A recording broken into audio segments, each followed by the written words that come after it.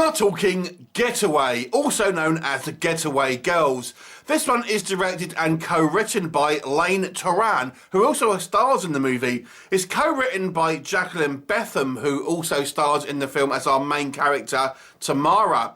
The movie also features one-time Laurie Strode, Scout Taylor-Compton and Landry, Allbright.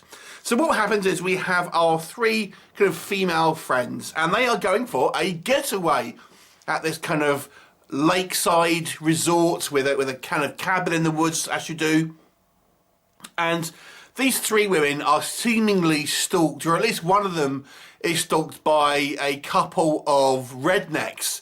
Now, these rednecks drug one of our girls, Tamara, and take her back to their kind of lair, so to speak, where there's a third kind of papa redneck, so to speak, and obviously want to do things with her.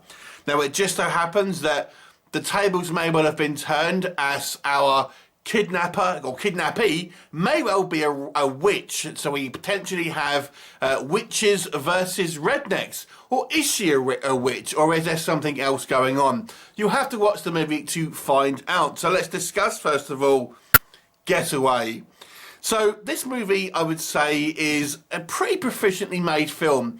Now, the director here, this is his first feature as a director, I believe, but he does a pretty good job here with certainly an assured and confident hand. Toran has had a kind of a long history in the kind of the TV and film industry, probably best known for voiceover work, I think, primarily, but nonetheless, he shows some real confidence here in the filmmaking with some good cinematography, a confident pace, and an interesting story, obviously, which he kind of co-wrote here. Now, the movie is relatively kind of light on horror, but I think the movie does have a few kind of like marks in the merit column, so to speak. First of all, I think the performances here are all fairly good. Our three kind of main female characters, they're kind of played to be somewhat kind of bitchy. Certainly, there's the kind of the two friends, but kind of realistic, to be honest with you, with what kind of like, I think, certainly characters like that are probably like in real life. So I kind of appreciated they're a little bit unlikable and quite self-absorbed, or at least how they appear to be at the beginning. But probably, getting kind of like scrounging for drinks, that sort of thing, of guys, and using kind of their looks to kind of get what they want, stuff like that, makes them kind of unlikable. But this sort of thing happens with some people anyway, so I appreciated not kind of making them too typical good girl kind of cookie cutter. Our main character is a little bit more like that, but she has kind of quite a sweet kind of romance, which is only kind of like hinted at the beginning of the movie, but still I felt there was good chemistry there. So I liked our characters. I thought they were kind of quite realistic characters and were portrayed quite well. There's a few scenes here where we have a seemingly quite realistic reaction to things what's going on, and I actually kind of, they do, all the actresses here, the three actresses do a good job here of portraying various relevant emotions in all of their scenes. And our three kind of rednecks, although I feel our director here, who cast himself as one of the rednecks, is a little bit miscast. I think he looks a little bit too hipstery to be more of a redneck, to be honest. All the other two were cast pretty well, but they do a decent enough job acting. I maybe wouldn't have cast myself, though, because he looks more like a hipster than a redneck, to be honest with you. So the question is then, what becomes of the story? So the story is pretty interesting. It's relatively light on effects and kind of jump scares. It's more of a thriller drama in a lot of ways, and the key to this story is what's going on and who is playing who. And I feel the movie does have a good hook that kind of pulls you in with that kind of story. And I'm not going to kind of tell you, obviously, the climax of the movie and kind of what's really kind of going on, if there is anything really going, or is it as it appears, because to be honest with you, the movie is a little ambiguous as to what's really kind of going on in regards to abilities and things like that. That's all I'm really going to say.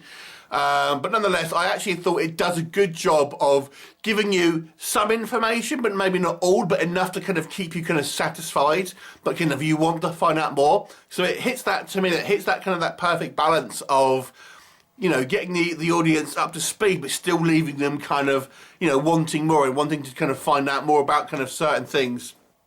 And I thought that's a kind of a good job.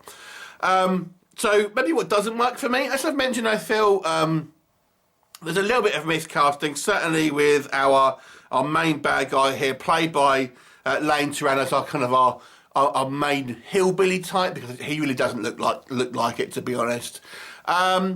I think maybe it's a little bit too light on horror. I feel maybe people will go into this expecting more of a straight horror film.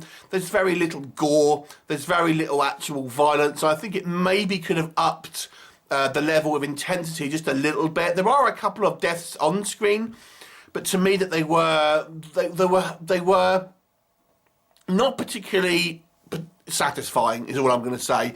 I also think it may have benefited from having a bit of a prologue showing the kind of like what these kind of hillbillies are up to, so to speak. Again, just to kind of up maybe some of the kind of the level of violence that you would expect to see in this kind of sort of movie.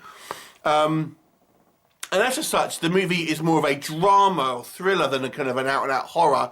And I feel maybe it just lags a little bit in the middle, but I feel it kind of picked itself up again.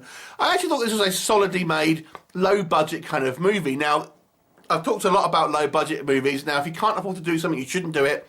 And I feel this movie clearly doesn't have a huge amount of budget, but what it does have is quite an intriguing story. I think pretty well-portrayed characters. And, you know, it doesn't kind of overextend itself, and it hints at stuff that's going on and gives you just a little taste of maybe some special effects, but doesn't kind of go OTT with the kind of like the stuff that simply doesn't look good. So I think it's a fairly good movie, although it's not a particularly spectacular film, if that makes sense, because it's relatively lo-fi, and really when it's all said and done, you won't be seeing anything too spectacular on screen. But it's a solid watch. I'll give it a 7 out of 10. Have you seen it? What did you think of it? Leave me a comment and I'll look forward to seeing you next time. Bye for now.